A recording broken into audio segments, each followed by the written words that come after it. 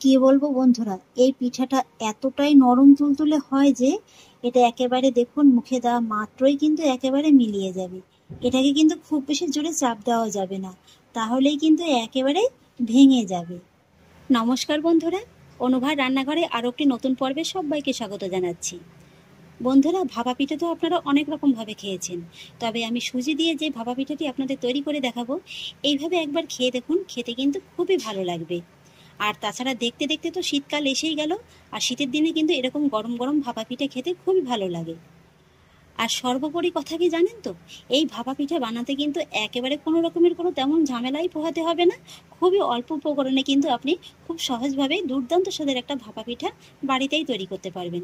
আর সেই জন্য দেখুন বন্ধুরা, বড় একটা মিক্সিং বোলের ভিতরে নিয়ে নিয়েছি আমি এরকম একটা চায়ের কাপ মেপে উঁচু উঁচু 1 কাপ সুজি। আর তারপরে সুজিটা যখন নেওয়া হয়ে যাবে না, তখনই এর ভিতরে অ্যাড করতে হবে ওই একই কাপ মেপে হাফ কাপ ঘরে থাকা সেদ্ধ চালের গুঁড়ো।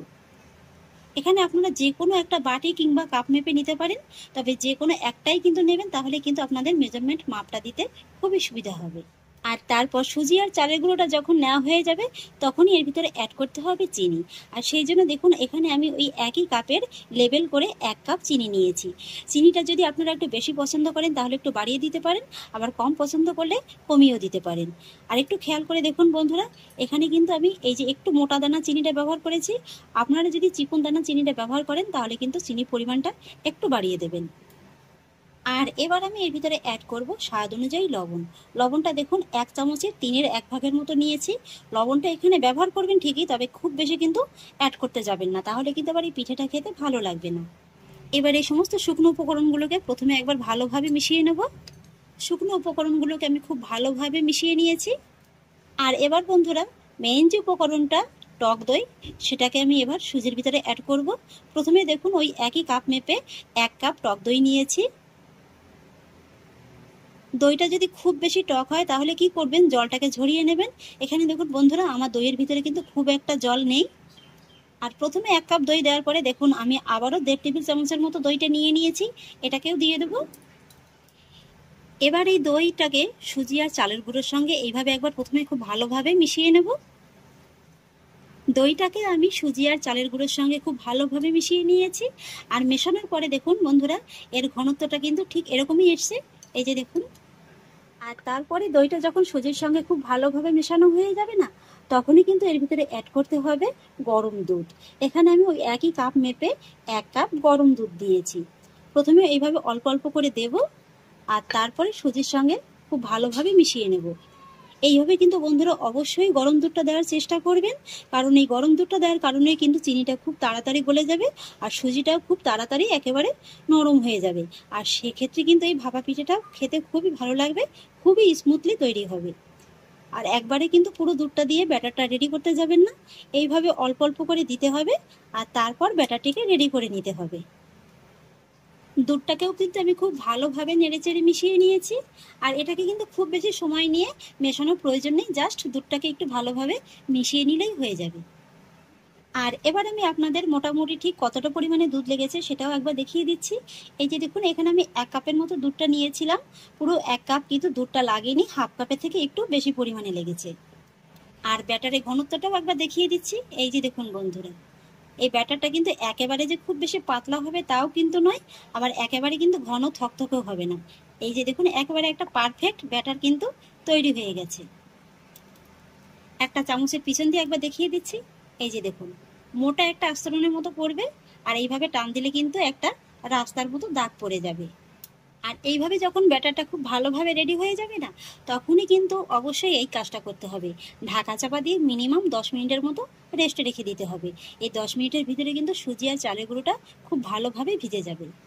আর এই ফাঁকে চলুন, আজকে আমি পিঠেটা যে বাটিটায় ভাপিয়ে নেব, সেই বাটিটায় একটু তেল মাখিয়ে রেডি করে নেব। দিয়ে দিচ্ছি বাটির ভিতরে সামান্য একটু সাদা তেল, আর তারপর এই তেলটাকে বাটির গায়ে খুব ভালোভাবে ব্রাশ করে নেব। 10 মিনিট বাদে এবার ফিরে এলাম, ঢাকাটাকে তুলে নিচ্ছি। এই ব্যাটারটা দেখুন বন্ধুরা, আগের তুলনায় কিন্তু একটু ঘন হয়ে গেছে, আর এবার কিন্তু একেবারে পারফেক্ট ব্যাটারে পরিণত হয়ে গেছে। আর এবারে আমি ব্যাটারের ভিতরে কিছুটা পরিমাণে ড্রাই ফ্রুটস অ্যাড করব, আর সেই জন্য নিয়ে নিয়েছি কিছুটা পরিমাণে আমন্ড, কাজু বাদাম এবং কিশমিশ কুচি। এখানে কিন্তু আপনারা একটু চাইলে নারকেল কোড়াটাও ব্যবহার করতে পারেন, সেক্ষেত্রে কিন্তু এই ভাপা পিঠাটা খেতে আরো অনেক বেশি ভালো লাগবে। আর এবার ড্রাই ফ্রুটসগুলো অ্যাড করার পরে দিয়ে দেবো হাফ চা চামচ বেকিং পাউডার। এটা কিন্তু বন্ধুরা অবশ্যই অ্যাড করবেন।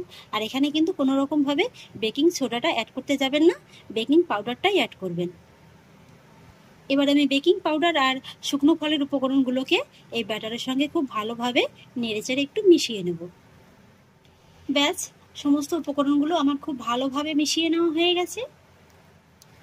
আর এবার আমি যে বাটিটা তেল মেখে রেডি করে রেখেছিলাম সেই বাটির ভিতরে এই ব্যাটারটি ঢেলে দেব। আর তারপর হালকা হাতে এইভাবে বাটিটাকে ধরে একটু ঝাঁকিয়ে নিতে হবে। আর তারপর উপর থেকে আবারও কিছুটা পরিমাণে ড্রাই ফ্রুটস আমি এইভাবে দিয়ে দেবো। তবে এটা কিন্তু সম্পূর্ণই অপশনাল, আপনারা না চাইলে নাও দিতে পারেন। ব্যাস বন্ধুরা, পিঠার বাটিটা কিন্তু আমার একেবারে রেডি করা হয়ে গেছে।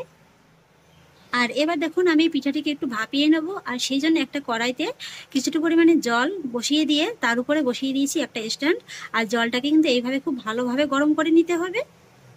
আর তারপর এই স্ট্যান্ডের উপরে এই বাটিটাকে এইভাবে একটু সাবধানে বসিয়ে দিতে হবে। আর তারপরে এইভাবে বাটির উপরে একটা ঢাকা চাপা দিয়ে দিতে হবে।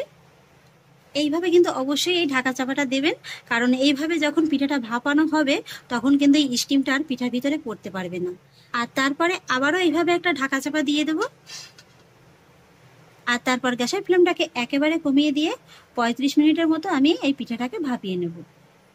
ফিরে এলাম 35 মিনিট বাদে। এবার ঢাকাটাকে তুলে নিচ্ছি।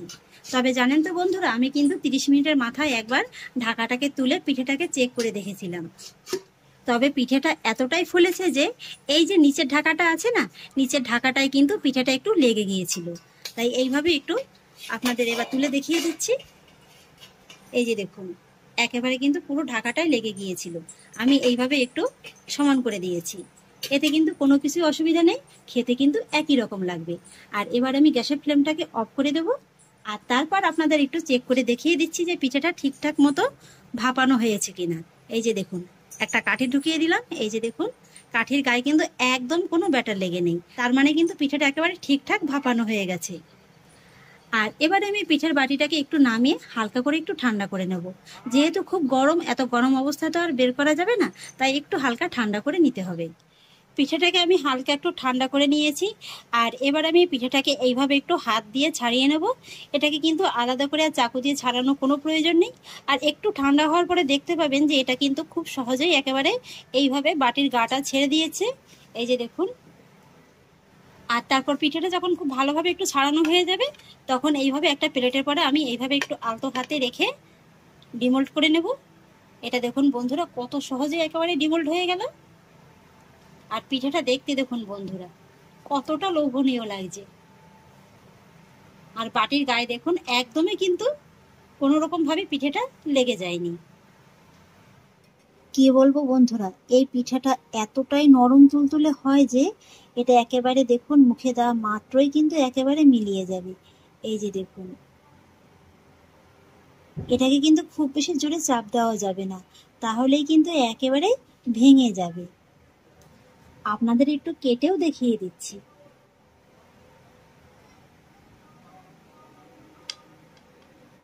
নিশ্চয়ই দেখে বুঝতে পারছেন যে পিঠেটা কতটা নরম হয়েছে। আর সবচেয়ে বড় কথা কি জানেন তো, এটা বানাতে কিন্তু খুব বেশি উপকরণের প্রয়োজন হয় না। আর সময়ও কিন্তু যে খুব বেশি একটা লাগে তাও কিন্তু নয়। অল্প সময়ের ভিতরেই কিন্তু এই পিঠেটা তৈরি হয়ে যায়।